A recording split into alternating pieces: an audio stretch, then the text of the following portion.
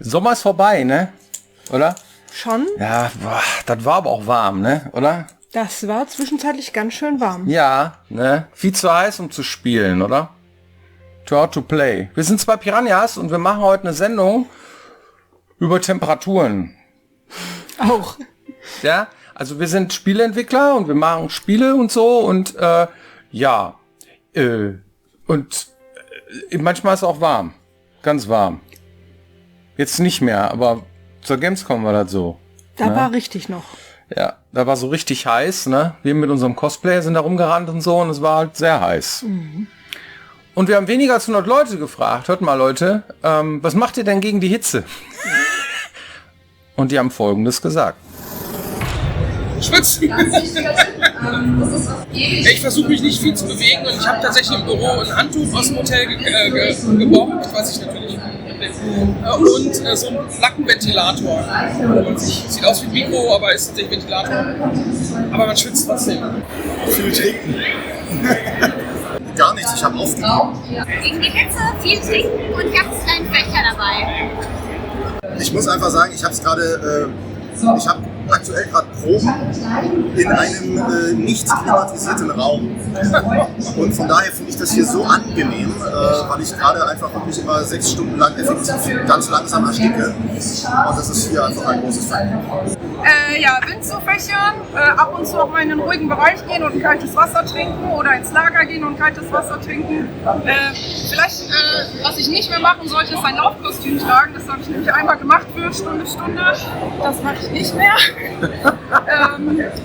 Also auf jeden Fall auch ab und zu, auch wenn man die ganze Zeit im Tunnel ist, auch mal rausgehen, runterkommen, was Kaltes trinken.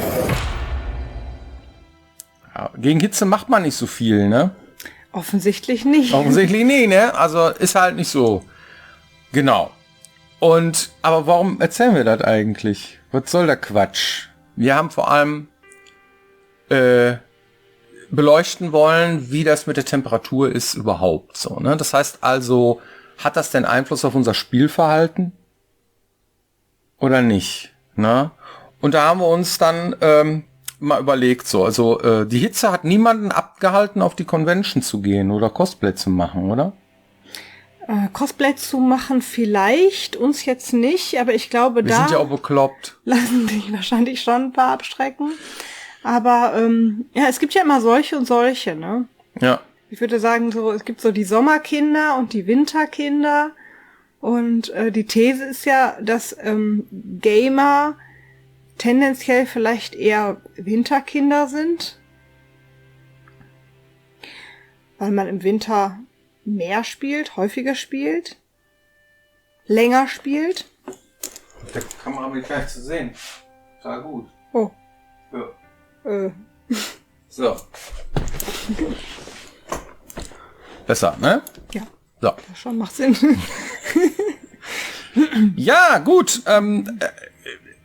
Ist das denn, hat das überhaupt einen Einfluss auf irgendwie Gaming oder so? Doch, hat es. Und vor allem die Technik, die versagt, ne? Die Rechner können überhitzen. Das ist etwas, das kann man tatsächlich sehr schön auf so einer Gamescom feststellen. Ja. Ne? Also je nachdem, wie man ausgestattet und ausgerüstet ist und was man sich vorher für Gedanken darüber gemacht hat, was passiert, wenn es in so einer Halle überhitzt oder heiß wird, hat man da mehr oder minder große Probleme. Ja. Welche denn? Naja, wir hatten zum Beispiel mal eine Demo. Das war, also wir hatten schon öfter mal eine Demo auf einer Gamescom, aber besonders schlimm war auch wieder so ein richtig heißer Sommer, damals, als wir die Demo von Risen 2 ausgestellt haben. Da hatten wir so einen richtig schicken Piratenstand. Der war eigentlich ziemlich cool. Und man muss ja immer mehrere Sachen bedenken. Und eine Sorge ist immer, wenn du die Peripherie da liegen lässt, irgendwie, dann kann die geklaut werden. Oder irgendjemand stöpselt seinen USB-Stick da rein oder was weiß ich, auf was für Ideen die Leute kommen. Deswegen möchte man das am liebsten immer schützen. Und man nimmt mal also so einen Schrank oder einen Kasten oder irgendwas anderes irgendwie, tut am besten irgendwie den PC da rein und sperrt den ab. Und je besser man das macht, desto schlechter ist das gegen Hitze. Weil wenn man so kleine Kästen hat, die um den Computern auch noch so drum gebaut werden, dann kann man sich vorstellen, wird das da drin ganz schön warm. Und dann überhitzen die Dinge einfach und dann fiel uns reihenweise die Demo aus. Ne? Die Leute dann irgendwie am Zocken, zack, weg. Ja. Und dann kamen die Leute und sagten, boah, was ist das denn für eine Buggy? Aber das hatte eigentlich eher mit der Hitze zu tun. Ne? Ja, war wirklich so. Aber die kackten alle ab, die Rechner. Ne? Das war fürchterlich, war das so. Ne? Und dann haben sie dann Ventilatoren aufgestellt, dann die Kästen dann doch aufgemacht, weil die waren nämlich in so... Ne, also dann haben wir nochmal die Leute geholt, die das Ding gebaut haben nochmal größere Löcher reingebaut, nochmal größere Ventilatoren und so. Hat ein bisschen geholfen, aber auch nicht wirklich. Ne? Ich habe aktuell einen Gaming-Laptop und ab und zu überhitzt der mir auch mal. Vor allem dann, wenn ich die Grafik ganz draufstelle bei einigen Spielen. Und dann ist mir diese Woche erst passiert. Da hatte ich eine Freundin da, hallo, und dann haben wir ein bisschen gezockt und zack, war alles im Eimer, Bild gefreezed, Computer abgestürzt. Dann mache ich immer Folgendes, ich laufe immer in die Küche und kennst du diese blauen Gel-Kühlpads, wenn man ein dickes Knie hat oder irgendwie so, dann kann man sich auch die Rübe mit kühlen, ja kenne ich. Diese Dinger, die nehme ich dann immer und pack damit dann meinen Laptop ein, damit er wieder abkühlt. Naja, das ist cool. Ja, das funktioniert tatsächlich. Warum hast du dir den Laptop gekauft und nicht einen vernünftigen Rechner? Weil er einfach weniger Platz wegnimmt. Im Wohnzimmer. Ich kann den mitnehmen, wenn ich das möchte. Ja. Und außerdem ist der cool. Ja, der ist cool. Aber der überhitzt, ne? Ja, manchmal. Kann man auch nicht aufmachen, ne? Nee. Ich habe den so aufgebockt. Macht das überhaupt Sinn, den Rechner aufzumachen? Es gibt ja Leute, die sagen, mach den bloß zu. Ne? Weil sonst kommt die Zirkulation nicht, sonst zieht der nicht. Ne? Also zieht der besser, ich habe ja von Technik keine Ahnung, ne? Also von sowas. Ne? Zieht der besser, wenn man das offen lässt oder zulässt oder so? Also ein Hardware-Spezialist bin ich jetzt auch nicht. Ne? Nee. Ihr seid doch hier spielende Fraktion, ne? Ihr habt doch einen Rechner zu Hause. Wie sieht das denn aus mit einem Rechner? Würdet ihr den eher offen machen, wenn es heiß ist, wenn er abrüsselt oder nicht oder so? Ich weiß nicht. Ein paar Experten bestimmt da draußen, die wissen das, ne? Es gibt die Tipps gegen Hitze bei überhitzten PCs. Es gibt ja auch Wasserkühlung. Ja, gibt auch unwahrscheinlich viele Möglichkeiten, ganz viel Geld ausgegeben bestimmt. Ja, man kann doch einfach das Ding aufmachen und irgendwie 15 Ventilatoren davor stellen. Und da haben wir auch schon das Problem, ist laut. Ja, das ist wirklich ein Problem. Oh, das nervt. Die Lüftung von meinem Laptop ist auch sehr laut. Wenn die anspringt und ordentlich dagegen anarbeitet, dann hört man das. Ich habe mal die PlayStation 4 entrümpelt, ne? Die haben wir nämlich mal hier gehabt und ein paar Jahre so, ne? Stimmt. Und dann hatte die auch ein Hitzeproblem, ne? War nämlich auch zu heiß zum Spielen. Die wurde nämlich immer lauter. Krach in der Bude und wir dachten so, boah, was werden die Spiele aufwendig, ne? Oder? Die werden ja immer aufwendiger. Gleich hebt das Ding ab, habe ich gedacht, so, ja. Und dann haben wir mal geguckt. Das war Staub. Weil die hat nämlich so Seitenriffel, ne, die PlayStation 4. Und da war irgendwie schon so, sah aus wie Stalagmiten und Stalaktiten da, ne? Weil die zieht ja auch noch Luft und so, ne? Und dann sammelte sich das da. Da bin ich einmal mit dem Sauger drüber, einmal richtig vernünftig sauber gemacht, ne? Innen wie außen. Auf einmal war die nicht mehr zu hören. Das ist sie bis heute nicht, ne? Das heißt also auch, überhitzen tut er, wenn er nicht vernünftig sauber ist. Ja, ne? Das hat wirklich echt was gebracht. Also, ne, das war wirklich ein paar Jahre da, ne? Und das war wirklich, da war zu, ne? Konnte nicht mehr richtig atmen, das Ding. Müsst ihr ein bisschen drauf achten, ne? Gerade bei den Rechnern. Das ist schon ab und zu mal den Entrümpeln, bringt echt viel. Ja. Vor allem, wenn du eine staubige Bude hast, ne? Haben wir alle irgendwie, ne? Ja. Ich habe mich in dem Zusammenhang mal gefragt, ob Merch gegen Hitze auf der Gamescom die Leute freuen würde. Ja. Das heißt, sowas wie ein kühles Getränk kriegt man ja ab und zu sogar mal. Ja. Aber irgendwie so kleine Ventis, mit denen man dann rumlaufen kann zum Beispiel, die Wind haben. Oder so irgendwie einfach so eine kleine Sprühflasche, ja. Die so aussieht wie so eine kleine Desinfektionssprühflasche. Und da ist dann irgendwie so ein Wasser drin und du kannst dich dann ab und zu mal so ansprühen. Ja. So wie gegen Wespen oder was, ne? Ja, und da ist dann so dein Logo drauf so und Gegen Wespen hilft das dann auch. Ja? Ja, da ist dann Wasser drin. Es wird ja behauptet, ne, wenn man diese ansprüht, dann glauben die, das regnet und dann hauen die ab und sagen zu Hause Bescheid, kommt, geht da nicht hin, da ist am Regnen. Man kann sowas richtig kaufen. Das sind so kleine Sprühflaschen, da ist Wasser drin, das kann man kaufen. Sprühwasser. Die verkaufen ja jeden Scheiß, Ja, die oder? verkaufen dann Wasser. Stimmt das denn auch? Oder ist das wieder Unfug, ja? Nein. Ja, das die ist wissen so. das, ja, dann die Wespen, die merken Ach so, das. das weiß ich Ja, nicht. Aber ich finde, das hilft.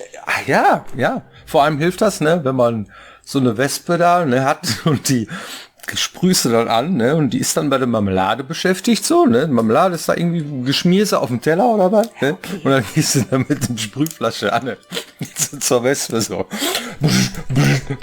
weißt du, die Frisur und die Fühler immer so, nein, ich muss jetzt hier Marmelade fressen, das nutzt gar nichts, Ja, aber Leute. wenn die gerade beschäftigt ist. Wenn die fliegt und nicht mehr fliegen kann, weil man da Wasser drauf sprüht, okay, das glaube ich, ja, aber Nein, die fliegen wirklich wieder weg nach einer Weile. Also ich habe das schon beobachtet. Ja, das wenn man stimmt. die jetzt ertränkt in dem Wasser irgendwie Nein, in der das- Marmelade, dann muss man euch wundern, wenn die dann da festklebt. habe ich ja nicht. Ich habe einfach so gesprüht so und dann hast du da so die Fühler gesehen, so schüttelt sie sich ein bisschen und fraß weiter. Ja, Das hat aber- die gar nicht interessiert.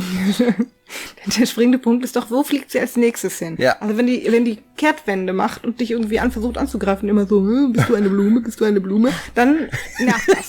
Aber wenn die Wespe irgendwie dann das nächste Mal, wenn sie fliegt, irgendwie denkt, oh, nach Hause, dann merkst du doch, hat was gebracht. Ja, aber für den Rechner bitte nicht machen, ne? Abkühlen, weil sonst fliegt dir das Ding um die Ohren. Gibt kurzen und das war's, ne? Aber das wissen wir ja alle. Ja. Ne? Die Leute da draußen sind schlauer als ich, auf jeden Fall. Ich würde hier auch Wassereis in die Menge schmeißen, aber das ist, das taut so schnell. Ja, das staut schnell, ne? Ja. Gut, warum reden wir eigentlich so einen Quatsch hier? Also, okay, Bär. hatten wir ja jetzt mit unserem Spiel zu tun, also die Risen 2 Demo ist uns auf jeden Fall ständig abgerüsselt, Ja. weil sie in so einem Kanal war zu überhitzt, so, ne? Wasserkühlung. Ich weiß nicht, ob Wasserkühlung cool ist. Wortspiel. Ja, aber ich hab's nie ausprobiert. Das ist Preisfrage wahrscheinlich. Wahrscheinlich ist es besser, ne? Wissen die Leute da draußen auch besser als ich. Aber bei Hitze schlafe ich immer ein. Aber bin ich zu müde zum Zocken. Das kenne ich. Ja, das kennst du auch, ne? Ja, Wenn das es so kenn ich. richtig heiß ist draußen, ne, Ja. dann denkst du dir, boah, ne? Und nachts kühlt nicht richtig ab und dann bist du irgendwie nur am Pennen. Ja, So. da ist man so gerädert die ganze Zeit.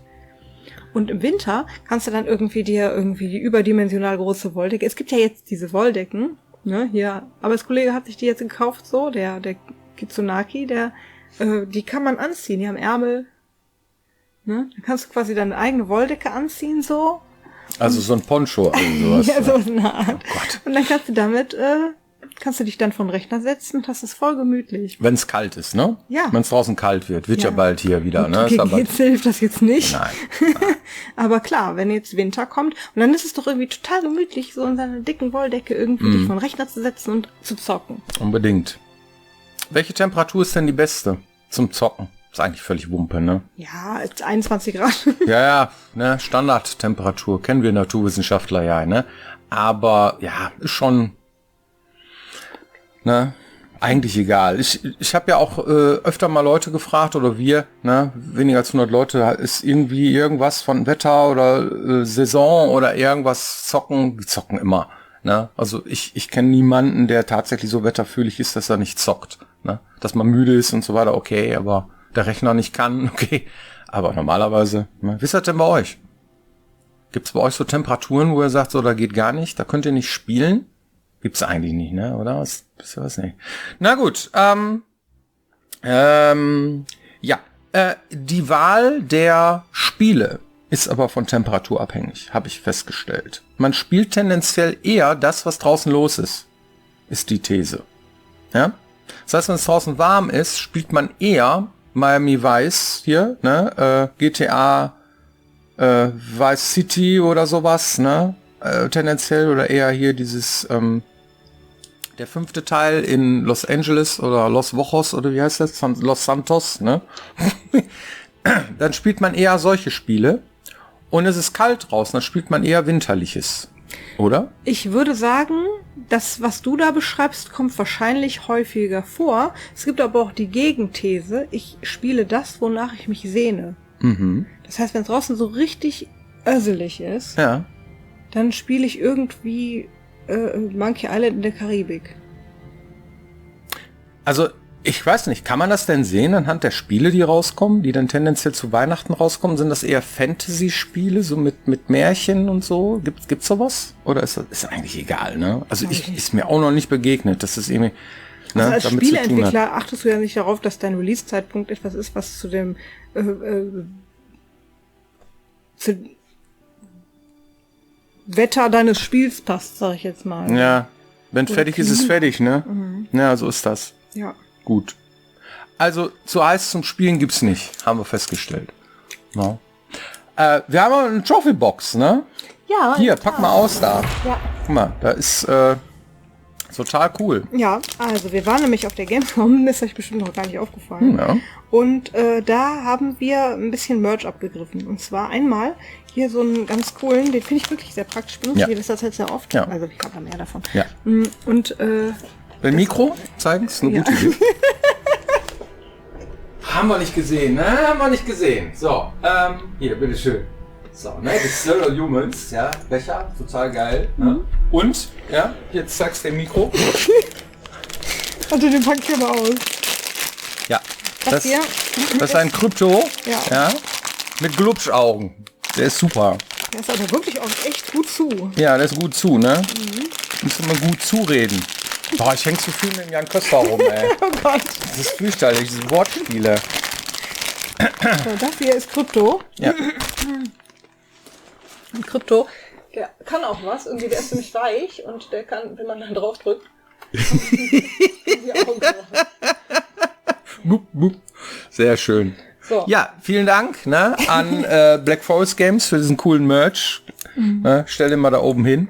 Der ist echt cool. Historical Humans 2 auch gerade erschienen. Ja. Und wenn ihr Bock auf so Merch-Kram habt, im THQ Nordic Store gibt's solche Sachen und Ähnliches irgendwie zuhauf momentan. Irgendwie könnt ihr ja mal ein bisschen stöbern. Ja, Vielleicht ist ja für noch Elex, was für euch dabei. für Gothic, für alles gibt's Ja, da in was. der Tat, da gibt's auch richtig coole neue Sachen irgendwie und manchmal ist ja was dabei. Ja. Hast du eine Community-Frage? Warte mal, ich musste dir ausdrucken, ne? Hoffentlich habe ich jetzt nicht versagt. Nee, habe ich nicht. Hier, guck mal, da, Sehr da gut. sind sie. Ja, das ist also eine Frage, da dachte ich, wie kürze ich die denn jetzt ab? Und dann habe ich gedacht, ach komm, nimm alles, damit man versteht, was gemeint Oh ist. Mann. Okay, ich lese das einfach mal vor. Ja.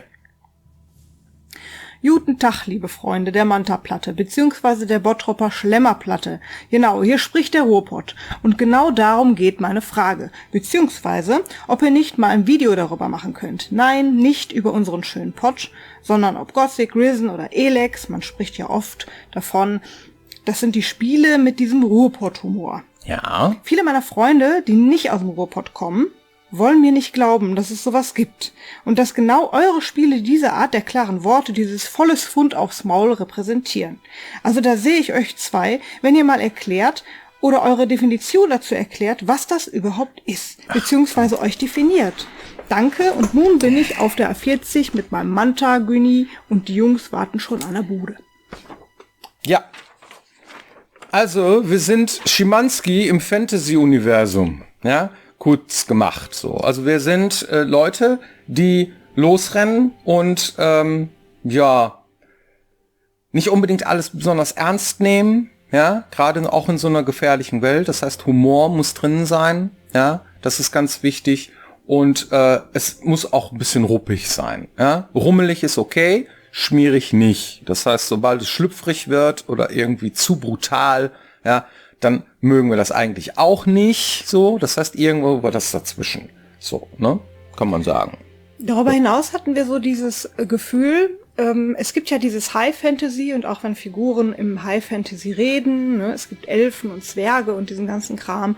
Und die Idee der Art Fantasy, die wir machen, war eher sowas zu schreiben, wie die Welt eigentlich wirklich ist. Das heißt, die Welt ist zwar eine andere, eine Fantasy-Welt, aber die Leute, die reden so wie wir hier. Ja. Das heißt, die Idee, wenn du jetzt wirklich an eine Bude gehst, im Ruhrpott, ne, die Leute, die dir da begegnen, die quatschen dich einfach an und die sind, wie die sind. Das sind so Malocha-Typen und die Gespräche, die du da hörst, die sollten 1:1 auch im Spiel vorkommen dürfen. Dann fühlst du dich zu Hause. kannst du in das Spiel gehen und denken, Mensch, das habe ich auch letztens gedacht. Und dieses Gefühl, was das vermittelt, das bringt dem Spiel dann auch eine gewisse Art von, eine Eigenart, natürlich eine Ruhrpott-Fantasy-Art, aber auch eine gewisse Art von Authentizität und Heimeligkeit. Das ist nämlich nicht hochgestochen, das ist nicht fremdartig. Es ist irgendwie völlig normal und etwas, was dir auch hier begegnen könnte. Und das ist etwas, das fällt erstens leicht, wenn man selber im Ruhrpott lebt. Und zweitens ist es etwas, das einem auch leichter von der Zunge geht. Das ist so ein bisschen dieses dem Spieler aufs Maul schauen. Mhm. Ja, was würde ich denn jetzt in Wirklichkeit gerne antworten? Was würde der jetzt eigentlich wirklich sagen wollen? Und wenn das dann auch wirklich da steht, dann freut man sich als Spieler. Das war die Idee. Nicht zu verwechseln mit Ruhrpott-Slang, ne? Das heißt, du gehst jetzt nicht bei einem NPC an eine Bude und bestellst die beste Pommes von der Welt, ja? Das versteht keiner. Ja, also kein Ruhrpott-Slang, sondern schon angelehnt, aber dann meistens doch Hochdeutsch oder zumindest das, was wir dafür von halten, also für Hochdeutsch halten. Genau. Weil sonst ist es natürlich schon ein bisschen, ne? Also Dialekte oder sowas versuchen wir zu vermeiden. Wir sprechen es ja auch nicht selber ein, ja, sondern haben dafür coole Sprecher und Schauspieler dafür und die müssen dann schon lesen können, was wir da hinschreiben. Sonst wird halt nichts, ne? Also nicht verwechseln mit Slang. Das ist schon irgendwie so die Mentalität, die darüber kommen soll. Und auch derbe Sprache und so weiter, aber kein Slang, kein Dialekt. Okay, damit ist die Frage hoffentlich beantwortet und hoffentlich seid ihr nächste Woche wieder mit dabei, wenn es heißt Piranha Becken TV. Genau. Macht's gut. Bis dann.